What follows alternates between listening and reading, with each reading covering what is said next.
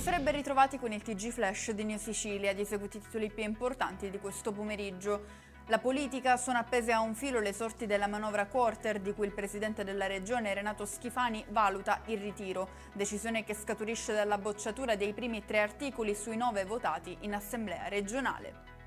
Tragedia a San Vito Lo Capo, in provincia di Trapani, dove una scalatrice è deceduta dopo essere stata colpita da un masso che si è staccato dalla parete rocciosa.